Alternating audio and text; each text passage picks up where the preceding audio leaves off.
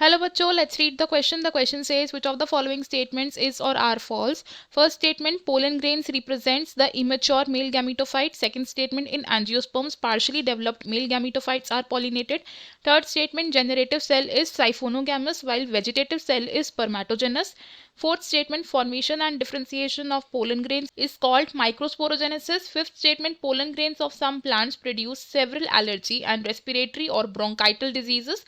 Sixth statement, pollen grains are poor in nutrition. हम इनमें से बताना है कि कौन कौन से स्टेटमेंट्स फॉल्स हैं एंड गिवन ऑप्शंस में से करेक्ट ऑप्शन को चूज करना है. इस क्वेश्चन में हमारा जो की कॉन्सेप्ट यूज होगा that will be pollen grains.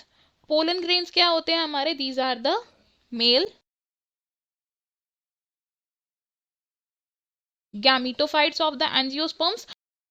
अगर हम फर्स्ट स्टेटमेंट के बारे में डिस्कस करें तो जो पोलन ग्रेन्स होते हैं ये होते हैं हमारे immature and partially developed male gametophytes in the angiosperms. और पोलन ग्रेन्स में प्रेजेंट होती हैं टू लेयर्स. ये दो लेयर्स कौन सी है? These are exine which is the outer layer जो स्पोरोपोलेनिन से बनी होती है and inner layer which is intine. और साथ ही साथ जो पोलन ग्रेन्स होते हैं इनमें मेनली दो तरीके के सेल्स प्रेजेंट होते हैं which are the vegetative cell and generative cell. अब जब ये पोलन ग्रेन्स एक कंपैटिबल स्टिग्मा पर जाएंगे तो एक पोलन ट्यूब डेवलप होगी जिसमें दो गैमीटोफाइट्स फर्दर फ्यूज करेंगे with the female gametophyte and fertilization complete होगी. तो हमारा जो फर्स्ट स्टेटमेंट है ये करेक्ट है. सेकेंड स्टेटमेंट की अगर हम बात करें तो एंजियोस्पर्म्स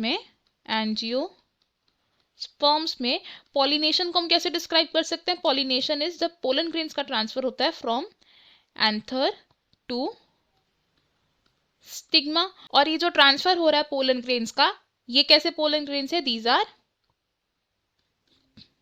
पार्शियली डेवलप्ड गैमीटोफाइट्स, क्योंकि अब ये फुली डेवलप नहीं है. फुली डेवलपमेंट कब होगी? जब इनमें से इसमें दो मेल गैमीट्स प्रेजेंट होंगे. और अगर हम बात करें अब थर्ड स्टेटमेंट की, तो जो थर्ड स्टेटमेंट है it is regarding the cells present in the pollen grains. तो पोलन ग्रेन में प्रेजेंट होते हैं दो सेल्स, यानी कि टू सेल स्ट्रक्चर होता है मेनली. एंड ये दो सेल्स कौन से होते हैं? These are the vegetative cell and generative cell. जो वेजिटेटिव सेल होता है ये मेनली एक्ट करता है एज अ फूड रिजर्व और साथ ही साथ ये क्या करता है? It gives rise to pollen tube. और जो सेल पोलन ट्यूब को राइज करता है इस तरीके के सेल को हम बोलते हैं siphonogamous. This is.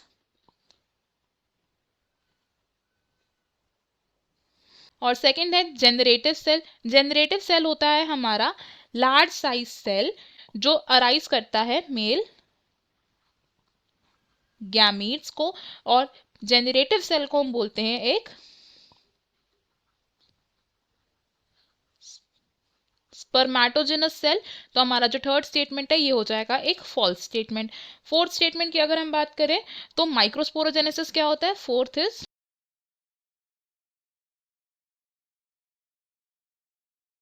Microsporogenesis. Microsporogenesis एक ऐसी प्रोसेस होती है जिसमें पोलन ग्रेन्स फॉर्म और डेवलप होते हैं. It is the formation and development किसकी? Of pollen grains. और ये पोलन ग्रेन्स किस स्ट्रक्चर से डेवलप हो रहे हैं? They are developed from the microspores. तो माइक्रोस्पोरोजेनेसिस प्रोसेस में क्या होगा? पहले माइक्रोस्पोर्स बनेंगे from the microspore mother cell and microspores further develop होंगे इनटू पोलन ग्रेन्स. एंड ये प्रोसेस कहां पर होती है? It is in the anther. Fourth statement भी हमारी करेक्ट हो जाएगी. फिफ्थ स्टेटमेंट की अगर बात करें तो कुछ प्लांट्स ऐसे होते हैं जिनके पोलन ग्रेन्स क्या होते हैं? These are the potential allergens, यानी कि ये एलर्जीज को कॉज कर सकते हैं. और ऐसे ही एक प्लांट का एग्जाम्पल है पार्थीनियम. तो पार्थीनियम के पोलन ग्रेन्स एलर्जीज को कॉज कर सकते हैं. ये कैसी एलर्जीज होती हैं? These are the respiratory allergies. तो जो हमारी फिफ्थ स्टेटमेंट है वो भी करेक्ट है. सिक्स स्टेटमेंट की अगर बात करें तो जो पोलन ग्रेन्स होते हैं दे आर हाईली न्यूट्रिशियस, यानी कि they are rich in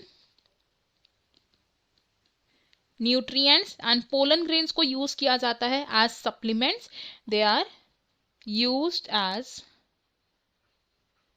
supplements जो कि हॉर्सेस की एंड एथलीट्स की परफॉर्मेंस को एनहांस करता है। तो जो हमारी सिक्स स्टेटमेंट है ये एक इनकरेक्ट स्टेटमेंट है। अगर हम सभी स्टेटमेंट्स के आगे मार्क करें तो फर्स्ट स्टेटमेंट है एक करेक्ट स्टेटमेंट, सेकंड स्टेटमेंट भी करेक्ट है, थर्ड स्टेटमेंट रॉन्ग होगी बिकॉज जो जेनरेटिव सेल है वो स्पर्मेटोजेनस होता है और वेजिटेटिव सेल होता है साइफोनोगैमस।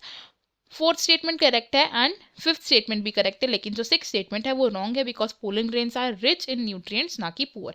हमारा करेक्ट आंसर क्या होगा इसमें से? It will be option B which says third and sixth are false. Option नहीं रॉन्ग होगा बिकॉज फर्स्ट स्टेटमेंट करेक्ट है, ऑप्शन सी भी रॉन्ग होगा बिकॉज फोर्थ और फिफ्थ दोनों ही करेक्ट है, एंड ऑप्शन डी भी रॉन्ग होगा बिकॉज फिफ्थ स्टेटमेंट हमारी करेक्ट है। इस क्वेश्चन में हमारा जो फाइनल आंसर है that will be option B. I hope you have understood it well. Best of luck. Thank you.